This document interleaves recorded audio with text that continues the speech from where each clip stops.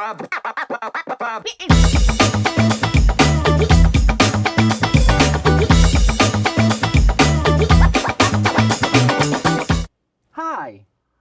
welcome to In the Can with Carmella Cann, Deluxe. I have a very special guest today, Lovari, a Billboard music artist and actor. Welcome, Lovari. My friend, it's been such a long I time. know, Yet it you look has. the same. It's great Aw. to see you. Thank you for having me. Oh, thank you for coming. Absolutely. I mean, I don't think I've seen you since 2017. I think the last time I saw you was at the LGBTQ Expo when I hosted it. Absolutely correct. Yeah, and I believe that it was Robin Bird and we were promoting our song "Touch Me." Oh, okay, yeah. Yeah, the legendary Robin Bird, and then our good friend Clover Honey was there. How is Robin? Have you been? Yeah, Robin and I are, we're in talks about possibly doing a 10th anniversary remix of the song. We'll see, fingers crossed, but you know, Robin is extremely busy. I mean, I'm busy too, but of course I will always make time. Does she still have her show? It's in syndication. It's in syndication. No new episodes, but it's in consistent rotation and syndication, yeah. So of course I will always have time for Robin Bird. It's if she has time for me. I mean, she's a legend. She is a legend. I'm so honored to even say that I have a song with Robin Bird is amazing. And her voice, oh my God. You know, because we know her song Bang Your Box, right? Love that song. And she it was her idea. I kind of wanted a remix, Bang Your Box, a remake Bang Your Box. And she was like, no, let's do something new. So I wrote the song Touch Me, and her voice when she sings is so ethereal. It's like very angelic. She has a great tone. Like her, I think I had to do more takes than she did. Oh, wow, Yeah. okay. Yeah. So, you know, how's the music industry these days? I mean, a lot more with the acting now, Okay. as you know, as you've been seeing, you know, but my #1 goal in life was to get a song on the Billboard chart, and it took a very long time, but it did happen. Okay. With No Day Like Today, my duet with Adam Barta, huge shout out to Adam Barta, and the music video featured 3 of the Real Housewives of New Jersey. Okay. Yes, Dolores Catania, Margaret Josephs, Marge Sr., and Super Joe. Shout out to them all, and directed by Brett Josephs. And so how long did it take you to get on the Billboard, you said? Almost 15 years. Okay, wow. Almost 15 years. When you and I last saw each other, I hadn't. I'd been lucky and blessed to have a video on MTV. I believe it was actually 2017 that my video got on MTV when MTV was still playing music videos. And wow, MTV. Yeah. And in 2019, 2020, I ended up getting on the Billboard chart. Yeah, so about 5 years ago, yeah. And I was lucky to get to. That's great. Yeah, thank you. Appreciate it. So, I mean, what do you think of artists today? I mean, you're like an independent recording artist, LGBTQ. Is that a good way to? A lot of people nowadays are independent. A lot of major acts now have just been, you know, getting their own labels because, you know, streaming and how you could release independently on your own, which I think is great because then it allows people to go into a creative outlet however they want to. You know, sometimes when people are signed to labels, there was a time where I was signed to a label for my first album and they wanted me to go a certain way. They weren't that, you know, dictatory to me, but there were certain things that they wanted me to do, with certain singles that they wanted to put out that I kind of was like airing for the other. So yeah, my past releases have basically been independent, and it hasn't hindered me from getting on the radio and getting on the Billboard charts. You know, you have to have a good business sense, you have to have a foundation, know what you're doing. So you have to kind of take yourself out of first person. And it can be hard sometimes, but it's also very therapeutical because you don't take things too personally. Okay. Yeah. So, you know, I have a little exercise for us. Okay. So I'm going to name some artists, and you tell me what are your thoughts of these artists. Okay, cool. So, Beyonce. Okay. Beyonce is a triple threat. Okay. Why do you say she's a triple threat? Well, she's an amazing. So it's funny you say that because years ago there was a movie called Cadillac Records starring Beyonce, and I was a stand-in for one of the main actors, and I got to be in the same room with Beyonce while she sang a cappella in a bathtub 8 times in a row, and her voice was flawless. So I'm sitting there actually about the same distance you and I are right now. I'm sitting there like Beyonce's singing right now a cappella, and I'm like just me, and the directors and the producers here is like amazing. Her voice is amazing. Her shows are amazing. You know, so triple threat because, you know, singer, actor, and philanthropist. You know, for sure. Lady Gaga. Lady Gaga, creative, innovator. You know, and also what is the proper terminology I'm looking for Lady Gaga? Inspired by, like inspired and not afraid to show it. You know, her inspirations from David Bowie and Madonna are so prevalent in her work, but she doesn't try to hide the facts. You know, some people may try to copy, and I'm not using the word copy because there's a difference between copying and homage. And I definitely think that Gaga is more of an homage to these artists because she says, Wasn't yes, Madonna of course. once saying that she was copying, I think was Born This Way, like with Express Yourself? Was that the song that... There's one question that almost blew up the internet. Oh. They want to know what you think about Lady Gaga. And do you feel she's copying you? Well, I certainly think she references me a lot in her work. Sometimes I think it's amusing and flattering and well done. I can't really be annoyed by it or insulted by it because obviously I've influenced her. It doesn't feel like a ripoff. No, because she's she and I'm me. And when you saw Born This Way, did you think... When I heard it on the radio. Yes, I did. I said, that sounds very familiar. Yes.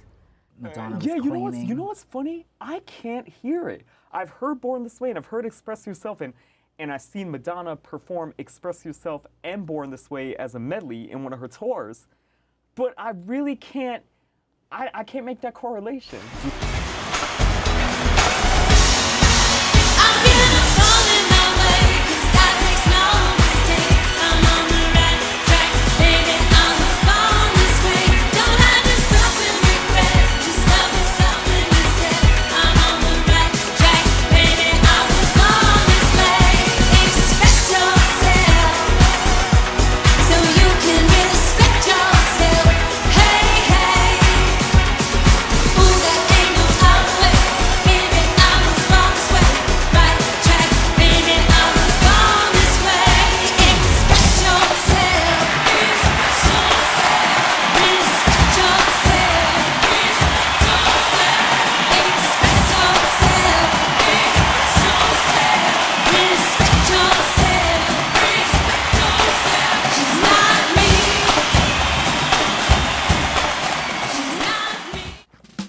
Please click the link below and visit Carmella Cann shop.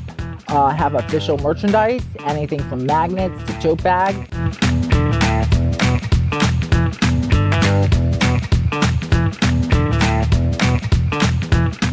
And they're perfect for either holiday gifts or birthday gifts. And you could get your official Carmella Cann merchandise on the link below. Do you think Madonna was just reading too much into it? And No, I think that because Lady Gaga said Madonna was one of her biggest inspirations, it's not her biggest inspiration. You know, that it happens. You hear things. There was a song called $1 Million Baby, Tommy Richmond, and I don't know Tommy Richmond personally. He doesn't know me personally, and he's from like I believe Chicago. Forgive me, Tommy, if I'm wrong in that. But anyhow, I'm originally from New York, and a lot of people online were saying, well, that sounds like the Lovari song Paparazzi. My song Paparazzi, yeah, it was on MTV, but it didn't even chart on Billboard. So I'm not trying to play myself, but I'm like, how would this dude even know the song, you know? But then when I started hearing both, I'm like, okay, I can see. I think it's more of outside influences where some people will start to say, oh, you know, it kind of sounds like, and then maybe subliminally, you know, we may feed into it. Yeah, Okay. but I can't speak for her because. how about Eminem? Eminem? Eminem is very, very, very, very creative in regard to the way he spits.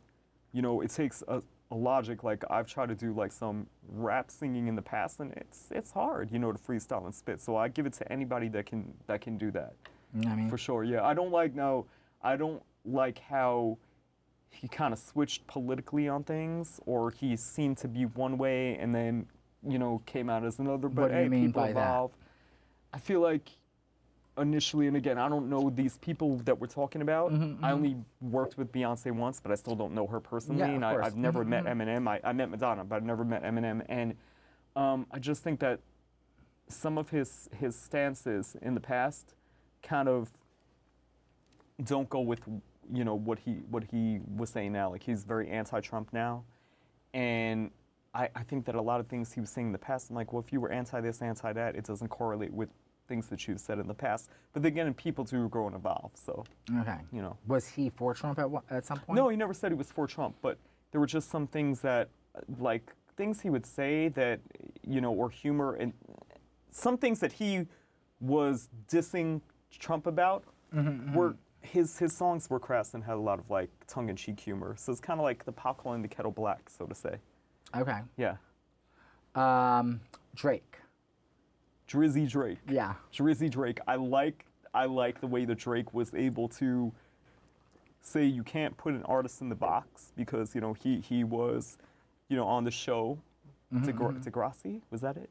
One of those shows. I think it was Degrassi. Okay. And he played a person in a wheelchair, and he's not in a wheelchair in real life. And he was very convincing as this person. And then he stepped out of the box and became like this, you know, singer and rapper with swag. So again, like, not pinpointing people in a box.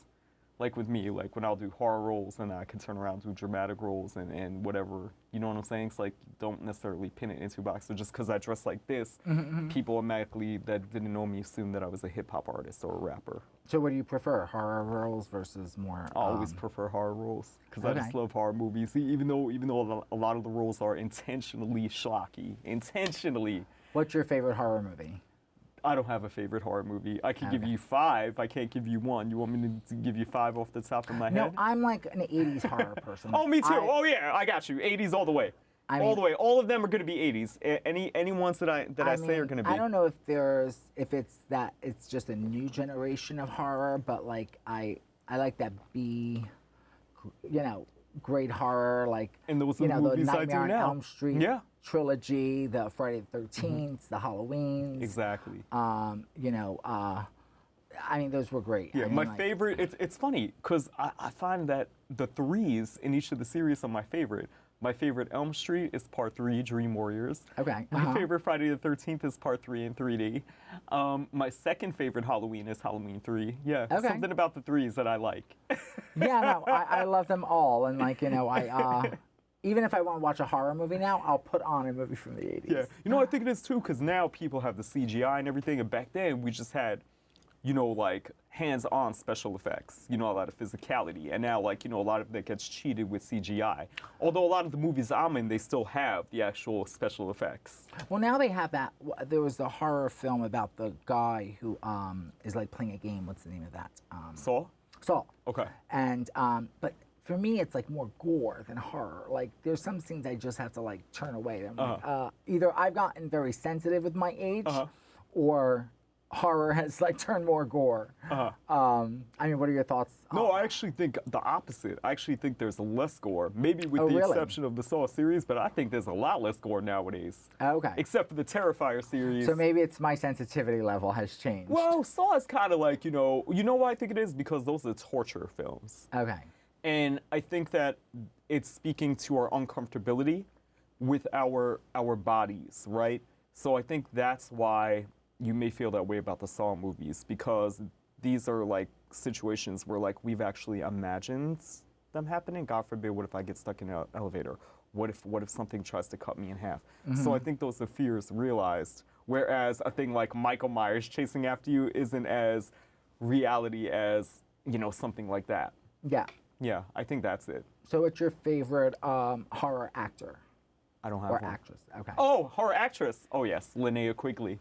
Okay. Hands down, Linnea Quigley, scream queen from the '80s, because Linnea is who helped me launch my career in horror, and I'll forever be grateful because she was my idol as a child, and then I got to work with her so many times as an adult.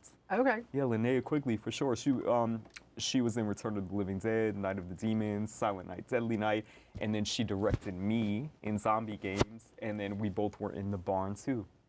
All right. Yeah. So I meet a lot of people these days who do like horror. It's not like I think it's like its own niche on some level. Definitely. You know, I mean, there's a lot of I think actors who start out in horror. I think of like Johnny Depp or Kevin Bacon, and then you know some of their early work. I think Johnny Depp was in Nightmare on Elm Street. Nightmare on Elm 1, Street. Kevin and Bacon then was in Friday the 13th. 13th, and There's then- a scene in a movie, Maxine, which is part of the X trilogy. I don't know if you're familiar with it. No. Ty West. He directed X, Pearl, and Maxine. It's a horror trilogy. And in Maxine, there's one part where the character Maxine goes, "Name 5 people who got their start in horror movies," and her friend goes, Kevin Bacon, Heather Locklear, Jamie Lee Curtis. I think That's he right, says John Jamie Lee. Travolta, and she goes, "And Maxine." What was effing John Travolta Miller." in? He was in Carrie. Oh, was he? Carrie, yeah, Oh, okay. Carrie and Blowout. Okay. Yeah, I don't know if Carrie was his first movie, but it was I mean, I definitely like one of Harry. I'm his trying first, to think. Like, yeah. I don't remember seeing him in that. Okay. In Carrie? Yeah. Oh yeah, he was the without giving spoilers away, as if Well, I nobody think saw there's Carrie. He was different the versions of boyfriend Carrie, of 'cause there's- the original Sissy Spacek Okay. version. So Yeah. okay. Yeah. Because then there was another one made later on, I think. Yeah, I think there was like a 3. remake of it. Yeah, yeah. So so you've been mentioned on Jimmy Kimmel. God, I've been mentioned all over the place now. You've almost become infamous. My God, yes. All I had to do was unintentionally not lip sync. If this is all that it took for me to get famous, my God, I would have done it years ago. Okay. So and to give everyone a backstory, I guess do you consider yourself an independent or Republican as an voter? For years before the party dissolved, I was independent. For years, Okay. I consider myself a Republican now. Okay. Yes, And you're a Republican that's a Trump supporter. absolutely, 100%. Which is how this all began. Okay. The rise or the downfall, depending on which way you look at it. Okay, yeah, 'cause you've kind of now been like pointed out in I mean, what's that like for you? Like You know something? I'll tell you this, and this is the God honest truth. I know that people say a lot of times, "Oh, don't let them see you sweat. Have a tough exterior." But I have to tell you that I have never been more proud of myself, and I have never mentally felt as strong as I feel when all of this happened to me. Because this was a true testament of, like, when people say, "Oh, well, when you make it, are you going to be able to deal with it?" And I think that all of us do think that will we be able to deal with it, about people saying good things and bad things. But, how many of us actually can? And a lot of very, very bad things were said about me, a lot. And when I say bad, I guess we should say what it is. People are like, "What the hell are you talking about?" So I am a Trump supporter, but LGBT, and my biggest fan base when I first started out was the LGBTQ fan base, and I did a lot of advocacy. I even had an album called Moment of Love Pride Edition, where all the proceeds went to various prides and also to the Amadou Diallo Foundation, because Amadou Diallo was a friend of mine. But that being said, I was always I even made a song against Proposition 8 called Free to Love, performed it, did a bunch of stuff at the expo. Before, I want to choose my words wisely because I don't want anybody to think I'm being disrespectful, but before transgender artists, actors, and actresses were readily accepted into the mainstream, I had transgender people in my music videos, but not even discussing that they're transgender. If somebody happened to say, "Oh, is that person transgender?" I'd be like, "Yeah," but they were just in my videos just like anybody else. You know what I mean? And I'm saying all this because of the fact that, I was always vocal in the gay community. I even had people that would say, "Oh no, you're just a gay artist. We don't, get like pigeonholed and things like that." So then when I spoke vocally in my support of Trump, that was all taken away from me. And people forgot. A lot of people forgot everything that I did in the gay community. So I basically was blacklisted from the gay community, like publicly, like people writing blogs, you've seen them. People talking about me. So many people unfollowed me in the LGBTQ community. So many celebrity friends of mine that are LGBTQ and transgender unfollowed me, and so I mean, go ahead. I'm sorry. you're part of two communities that are, I think, both super democratic, which is the LGBTQ community and also the entertainment community.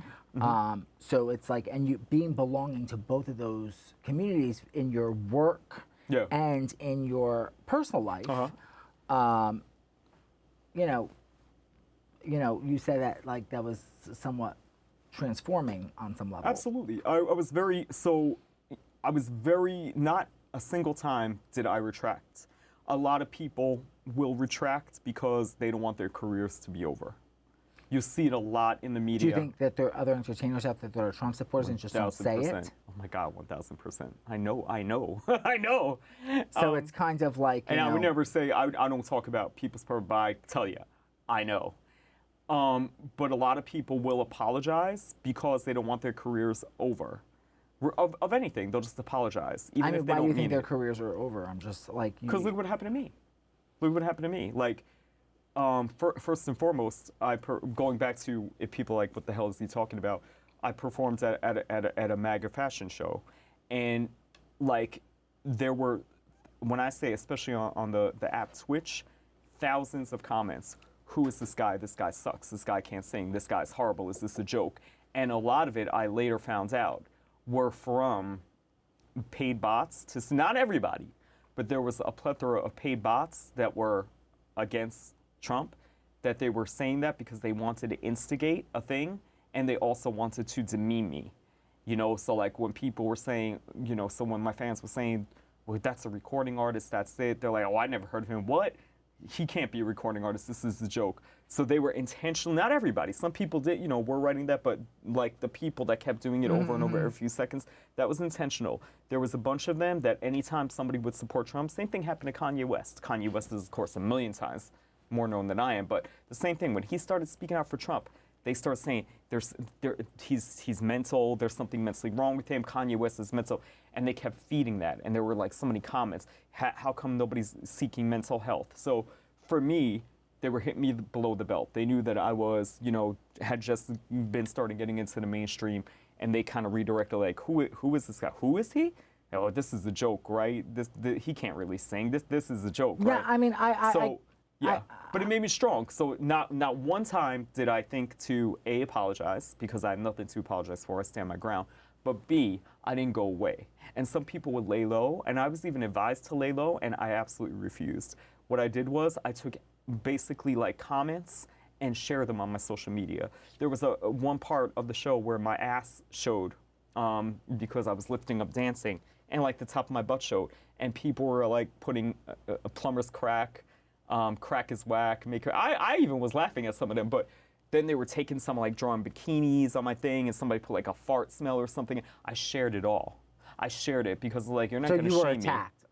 I was absolutely attacked. There's a fine line between being joking with, which is fine too, and being straight up attacked. Then there were some YouTubers, and again, you have to deal with this because nobody's going to love you. But I mean, I'm going to quote Bill Maher, which is you can hate Trump, but you can't hate half the country that voted for him. Right. Because so many of our coworkers, family, friends, you know, I mean, we may have differences in policy issues or in political views, but I you know, like the challenge of the debate. I don't believe in like, I'm not going to associate with someone because they have different political views than me. Because then isn't that what's going against what some people are claiming that Trump does, right?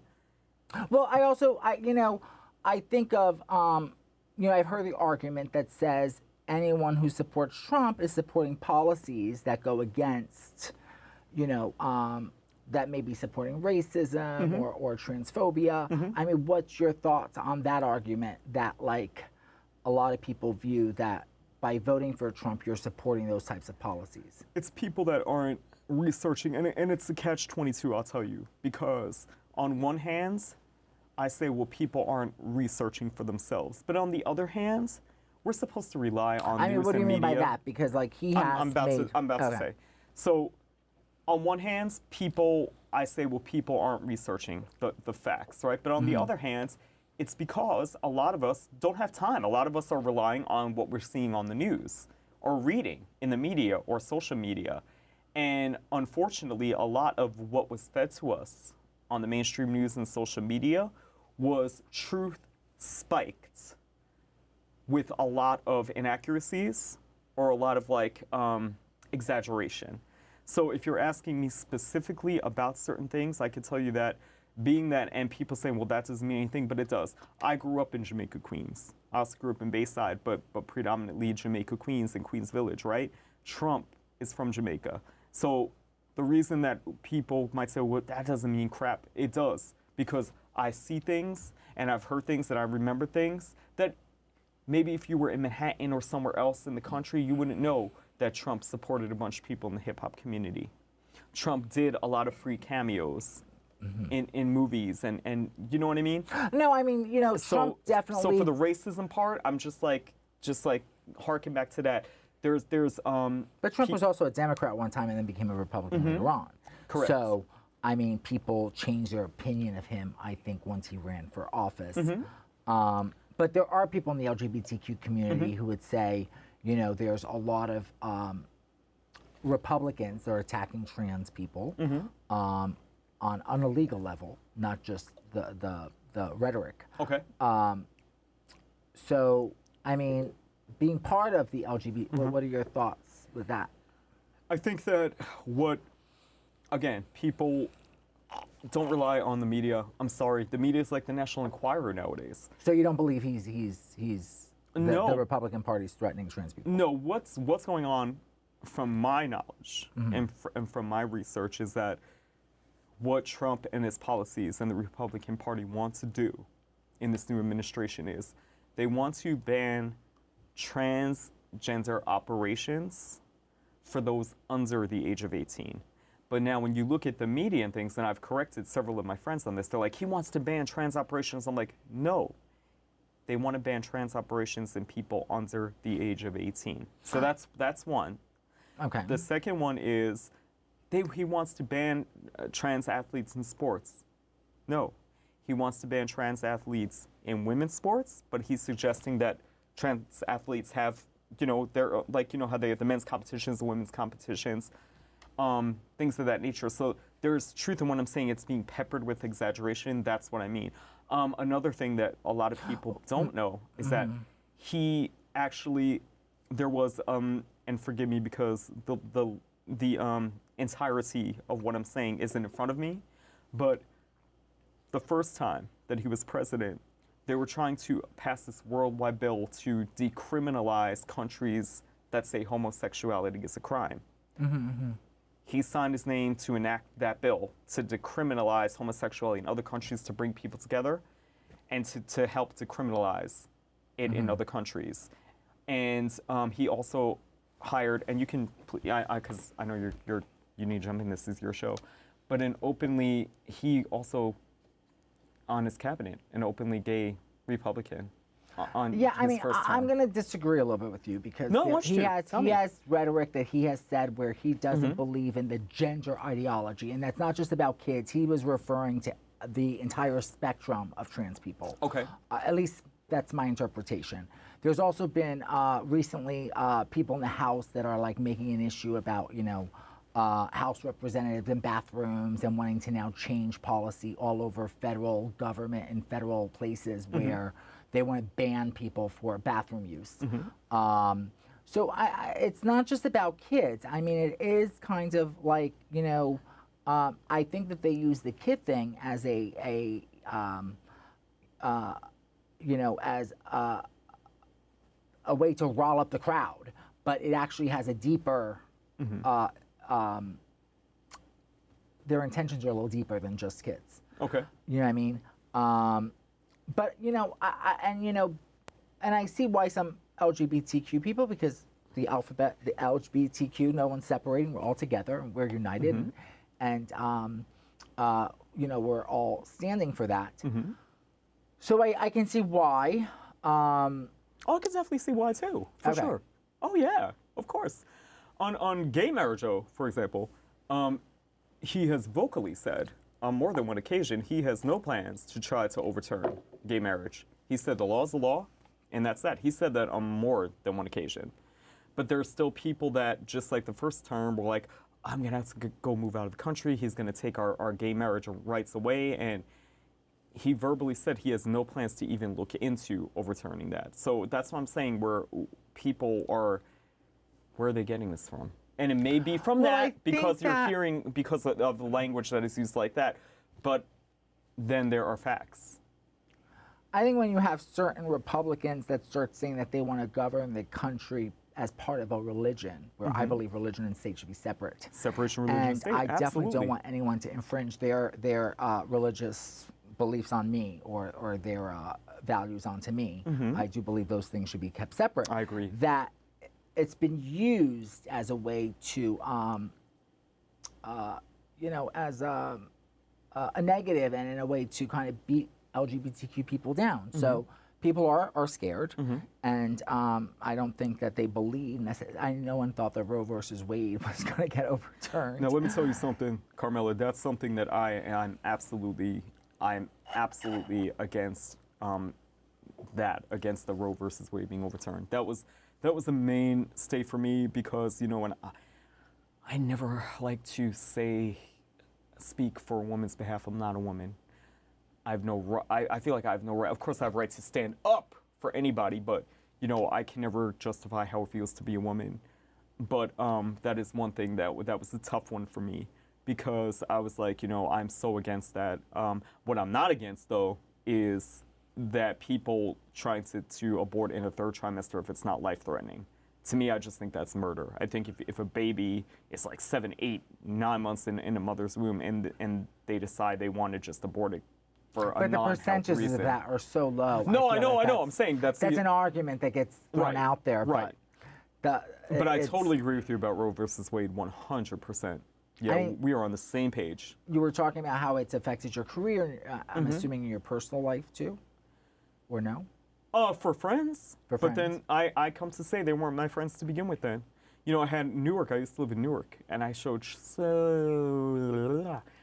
so much love for Newark, for the city of Newark. And when I tell you 75% of the people in Newark that I knew personally stopped following me on social media, I'm not even lying to you, including the mayor. But you know what? The mayor of Newark. The mayor of Newark, Ross Baraka, who I have so much respect for. But he followed me on social media. He knows who I am. He knew who I was when I was in Newark. What do you think is creating this polarization? Well, I'll tell you this. I want to say this one thing, though, because I don't want to leave that on a sour note. That made me angry that more than half the people that I knew in Newark, including some public officials, publicly unfollowed me. That made me very angry, but on the other side of the coin, because of their conviction and what they believe and how strongly and passionate they feel, I have to also respect it if that makes sense. You know what I mean? So even though I was angry that the mayor of Newark stopped following me on social media, that other people who I'm not going to name because I don't want, that's their own thing, but... And these were people you were close with before they knew you voted for Trump, the right? mayor and me weren't buddies, but the mayor certainly, if you ask the mayor, do you know Lovari? He would say, yeah, I know Lovari, because I performed at so many Newark, what were your Newark events, relationships? have photos with them. But the thing is that the mayor is very much against Trump and his policies. So this one fact made people just change. Yes. Oh, there was nothing else. Okay. These people were following me, and up until I started speaking my support for Trump. Yeah. But again, like I said, if you want to do Catch-22, at least they're so passionate about their convictions. There's a lot of people who have that same story. That that's why I think sometimes the polls were wrong, and they couldn't really get, because there's a lot of people who voted for Trump who won't come out and say that they support Trump. In the polling, they may actually say an untruth, right? Because they're too fearful of what Well, I've had people tell me. I've had people, again, I'm not naming names because I respect people's privacy, but I've had people tell me, Lovari, this is why I didn't talk about Trump, because look what's happening to you. I've had people, but I'll be that person. I'll be that fall guy. Because you know what? It's actually, and this is not meant to be said in a cocky way, but my God, look at how many more people know me now from this. And also, though, it shows me standing on my conviction.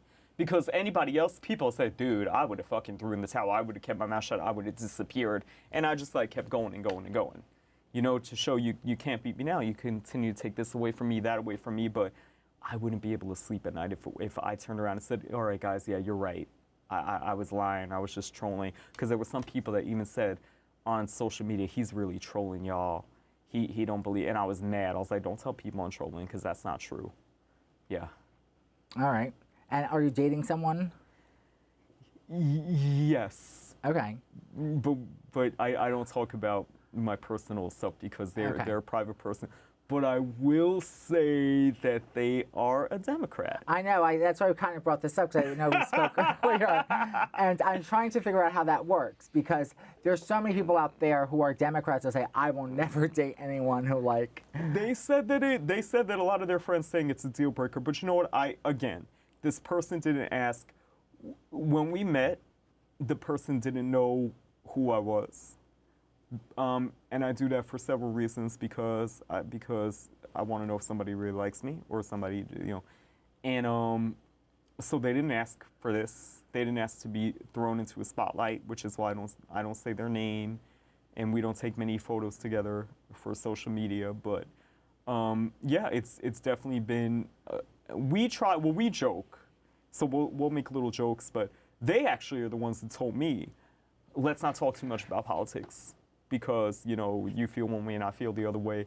But then when I land on Jimmy Kimmel, and then when I land on, Hassan Piker, and then when I land on Chris D'Elia, all these famous YouTubers and stuff, it's pretty hard to ignore it. They don't need Taylor Swift, they've got Lovari. Lovari wasn't the only big name. There was a lot of talent on this. I've pretty much never seen anything go more wrong than this moment. This is what the fuck America is. I guess you sweeties don't appreciate fine art. Is that what it is? Like, that's what's going on? Or are you just simply jealous that... Whoa. Oh my god, the guy's got a Make America Great Again yarmulke. Our favorite performer of the night. Lovari, we love you. The music stopped working, but he just pushed through. I thought it was the Globetrotter himself. All of a sudden... when he's doing the MAGA show, you guys hate it. It's obvious to me that you have... They don't need Taylor Swift, they've got Lovari. Please click the link below and visit Carmella Cann's shop. Have official merchandise, anything from magnets to tote bag.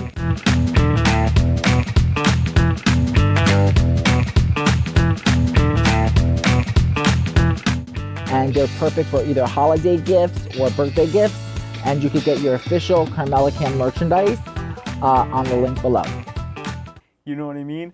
And one time we were actually at a film premiere, and I went to use the bathroom, and I got out of the bathroom, and we were like kind of like because I don't give a fuck. Like if somebody ever approaches me, if y'all ever approach me physically, I'm sorry.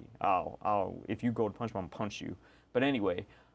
But the thing is that, I'll try to be a mature person. But somebody was kind of berating me in the bathroom, and I was ready to slug him. But when I got out of the bathroom, my person was there. I'm like, let's go. And I started putting my thing over. I wasn't trying to be a diva, but I just didn't want, because they started saying, well, that's the person there. And I stand on my things. I even had one time before this whole situation with Trump, there was one person that came up to me and said, oh, I saw you perform the national anthem. I don't like that song. And we had a conversation like, well, I do.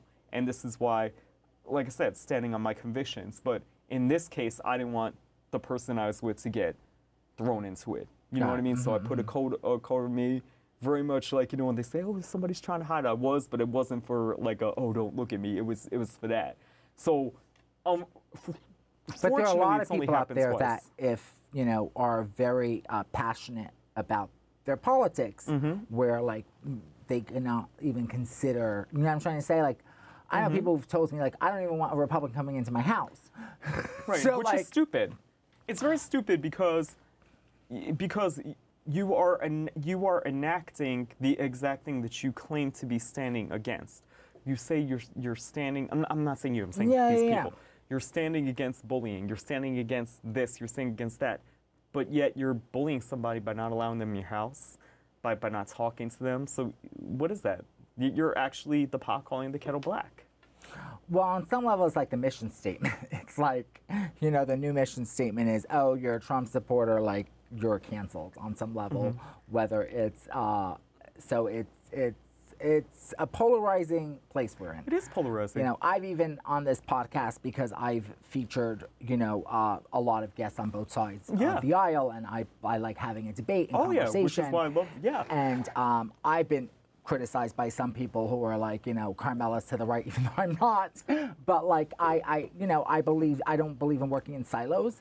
There's a lot to learn from each other. Absolutely. And Absolutely. And again, I'm going to quote Bill Maher, which is, you can hate Trump, but you can't hate half the country who voted for him. But you know, our initial conversation before I came on the show, you even gave me a few facts that I didn't know, and I looked it up. And you're like, did you know this? And I was like, no. And I looked it up. So we need that. And that's the issue though, because there were people when Kamala Harris supporters were coming at me, and they were like, well, do this. I'd research. And I'd either say, oh, okay, or no, that's not true. But then when I gave them things about Trump, I don't want to hear it. I'm like, why? I just came and I listened to what you had to say. I researched about Kamala Harris. I researched whether things were true, whether they were not true, whether I agreed with it or disagreed with it. But I give you not even they were giving me a bunch of stuff. I gave them maybe one little fact and they refused, you know? So. Well, my hope is that hopefully some of the polarization will come to a more. Well, that's media too. You know, that's media. And that's a whole other topic. Yeah. So, you know, on a final note, like, so what goals do you have for next coming up, or anything fun that we? Yeah. There's a lot of horror movies that are coming out. Okay. Fun, our favorites, the '80s type of B horror movies. Totally love them. Absolutely. So. Appetite for Sin, which is a female vampire movie. I'm in that. We have the ones that are out now, Terror Tunes 4, Zombie Games. Those both are on Tubi. Obviously, The Barn 2, which is on Screenbox and Amazon. And Amityville Aliens is coming out soon. Yeah. All right, well, that's great. I mean, you know, sounds like you're doing what you love, and then your niche, you like horror, and you're working in horror. Yeah, there's some other things in the works, and obviously, I know the song is like old now, but Keep It Moving, Cancel Culture, my song just keeps going on and on. I'm happy about that because it has an important message, and it's my favorite song that I've written. Yeah. Well, thanks so much for coming on the podcast. Thank you. It's an honor. Thank you. Yes, thanks so much. Thank you so much for tuning in with In the Can with Carmella Cann Deluxe. Please don't forget to subscribe to my YouTube channel. And also, please leave me a comment and tell me what you think. See you on the next podcast.